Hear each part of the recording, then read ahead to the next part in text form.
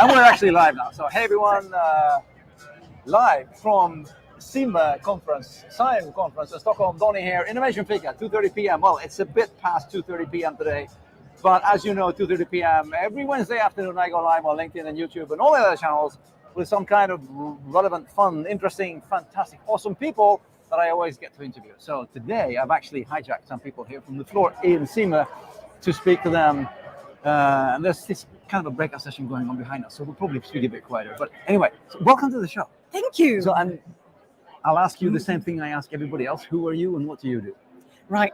I'm Carina Liljedahl, and I'm a researcher over at Stockholm School of Economics. Okay. So I'm both at Center for Consumer Marketing and Center for Retailing, and that sort of gives you an idea about what kind of research I do. So Consumers and retailing. But okay, so you do research into consumers and retailers. Yes. How does that work? You can do it in many different ways. There's no petri dish involved in that. No, that would be interesting though, wouldn't it? Not in my research. No, I do run experiments though. Yes. So for example, if you compare different marketing communications, like advertising, for example, you could have people look at different ads, ask them a bunch of questions, and then you compare them. And that way you figure out whether it's better to have a certain person on an ad or another person on an ad. So that's an experiment because you compare different outcomes. Okay. So you're like the serious version of this kind of marketing research kind of thing that a startup might be doing. The one that uses theory. Yeah. But you do it like sort of in depth and. Yes. Okay. And there's so much going on in retail now. So if you're interested in consumers, that's pretty much where you want to be, right? Yes. So it is in retail. Yeah, it is. Okay. What is going on in retail? Let me tell you, I've got 2 new research projects going on. Thanks for asking. This is great. Okay. I've got 2 new research projects. We've just started. They're funded by Handelsrådet. Okay. That means that they need to be practically relevant, right? So that retailers can actually use our research. Okay. Okay. So it can't just be sort of. No. So with my colleague Hannah Barry, we look at live video shopping. Live video shopping. That's a big thing in China. But it's becoming a big thing here too. Okay. So you could, for example, do a live chat with a person who is a store associate within a physical store, but you can call up from home and have the same kind of a customer meeting. So it's like the stage before ordering something online. Yeah. But you don't have to go into the store, but you do so in a digital format. Of browsing a website, I actually browse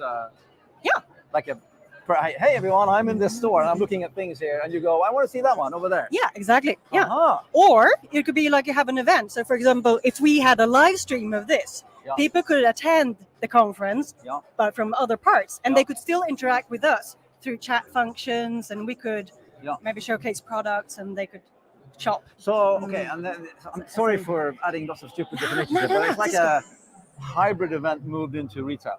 Exactly. Yes.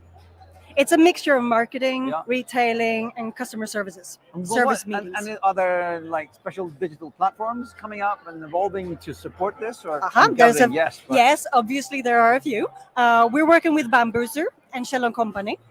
Bambuser is a Swedish video streaming service that pivoted into Exactly. This, right. Okay. And they've run so many of these, and that's really good for us as researchers because then we've got the actual data. Okay. Yep. And then we work with Shell & Company, and they've been doing so many live streams. I've actually watched that because then they on their site you can like see somebody, but then it's usually their staff. Demoing a thing. But that's the thing, it's their staff. Yeah. So many other brands use their influencers or new influencers. And there's a big question whether you should use the influencers or your staff associates or your store associates, right? Yeah. And Shell & Company would argue that you use the people you have in store. Yeah. This is more trustworthy, they know more about the product. Honestly, somebody that's trying to sell you something. It's not like sort of that kind of a thing. Honest selling. Yeah. No, but I must say that I enjoy that part of just watching a video on the site because I can see the size of something and I can see how maybe things go together and this is how it works. So this is how this new microphone that we're using here works like this. Yeah. I can appreciate that. Yeah. It's one of those things we talked about. There was a breakout session on retail. Yeah. And we talked about how e-commerce has sort of landed a little bit. It is what it is, and it has been for a good long while now. And this might be the one thing that can sort of drive it a little bit forward, that you get a different experience when buying things online. Yeah. But we'll see. I mean, I'm doing the research. I'm not selling this. Of course. I mean, we're doing the live shopping of your research here. Yeah. That's like a meta, like a meta level of what you're doing. And this is, and now we're gonna do like a full circle thing because Ola Alvarsson, the guy that started SIME or SIME, that then became this conference because originally at the beginning it was actually some kind of a industry association for internet producers. He was actually one of the first big online retailers that failed wonderfully. That's how you learn, isn't it? Yeah, we had some wonderfully big Swedish crashes in the beginning of the 21st century. We had Boo.com, and then we had Box, famous one, which was Ola's. But again, I mean, the learning experience from, I think, the whole industry in that was a big thing. So what's, have you any takeaways from SIME so far from you today? Or I like the retailing part. You know, it was one of the really nice bits where you get to sit around a table and have a proper chat to other people who you've never met. But everyone who was in that room was really interested in retailing and used to work with retailing in one capacity or another. So that was an interesting take, I think. So more conversational. When you sit in a room like that with people who might have either worked or still work in retail, as in they're the ones, you know, trying to get the things off the shelves. Yeah. What do you sort of feel like asking them, or what sort of what you're listening for when you're sort of from your research perspective? Well, we had interesting conversations on metaverse, which is one of those topics that everyone is talking about, but we don't really know what it is yet. But how you can metaverse proof your products for retail, that was interesting. Connects a little bit with what I know other brands are investigating. I've got a friend who said, why do what we do in the real world? Why do that in metaverse? You've got it in the real world already. Why not do something completely different instead? I actually have an analogy for that one because I visited when I was in San Francisco, I visited one of the biggest online virtual worlds, Second Life. And they built a VR version of Second Life. And they said, we in the virtual world, we aren't making people look like people. We're, you know, you can look like a crocodile or a Marvel comic or something because it's make believe anyway. Yeah, so we take it to like the whole way out and not trying to sort of emulate the. No, you want to avoid uncanny valley, right? Exactly. Yep. Exactly. Yeah. Yeah. Because otherwise, I'm getting questions there. Live question. Look, okay, here's a question from LinkedIn user. How do you actually research live video shopping? We kind of touched on it before, but how do you actually research live video shopping? Oh, we're going to do that with a number of different methods. Okay. So we're going to run a set of interviews, both with people who work with it, so from store associates and people at Bamboos or Shell Company, and from the consumers to see expectations and learnings from both ends. Yeah. We're going to run surveys asking questions. So, for example, could be digging into what's typical in service research is looking at satisfaction, for example, and purchases and so forth. We're going to look at different sets of live video shopping, the different ways of doing it, what kind of effect that has, depending on what kind of brand you have, how do you set it up, is it different, does it produce different effects for different consumers?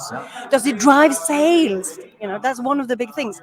So correlate what we know with actual sales data and figure out whether, you know, for example, if you use a promo code, we can track those sales and see whether you sell more during the actual live video session or afterwards. Because many of these videos are then posted on the websites to make the website experience much more interesting. So the long tail of the whole. Exactly, but we don't know about these effects. So that would be one thing. Oh, okay, cool. Look at this. Hello. Come here, you stand here, and you have a shared microphone here. Okay. This is another cool. And by the way, we'll probably be switching subjects here, but thank you, Karina, for the whole super interesting live shopping research. Yeah. Okay. Awesome. And this is an old friend. This is Thomas Huttenlocher. Hello. And as for everybody else, I say to everybody, who are you and what do you do? Oh, you know, I'm just one part of the wholeness manifested in this meat costume.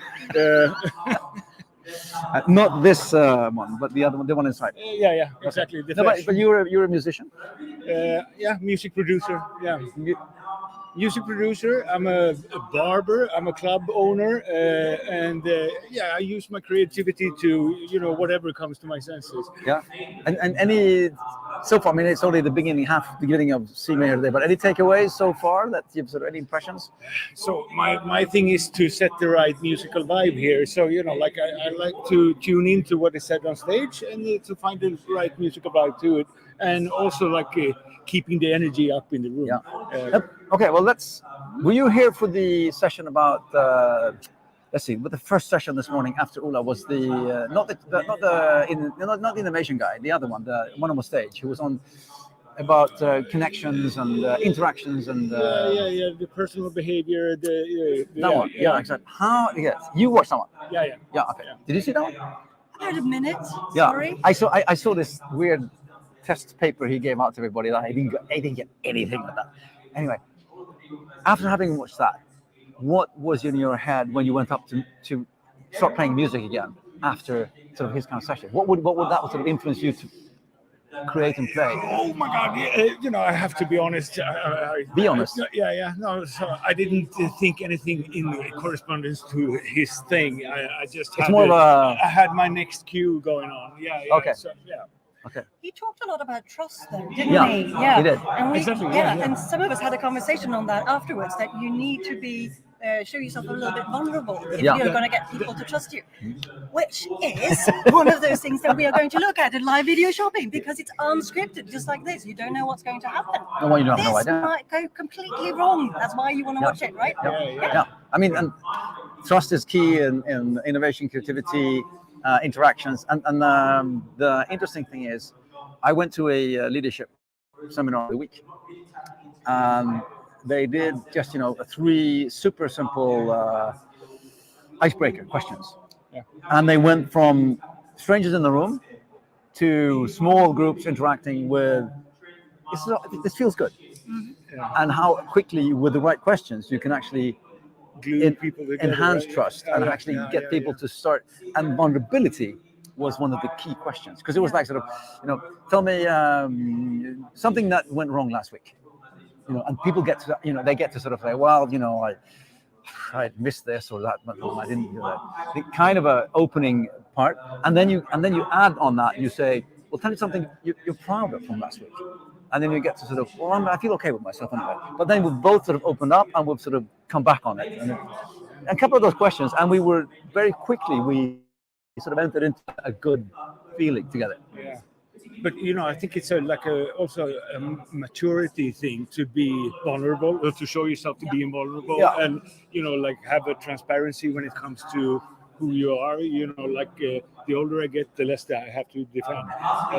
But then you don't have anything to prove anymore. Exactly. The whole thing. So definitely. I mean, maybe my 18-year-old self hadn't been as quick to vulnerability as my now soon to be very much older self. We're going to talk about ageism later on. It's not. Yes, we are. To get older. We are going to talk about ageism, but and I saw that in the program.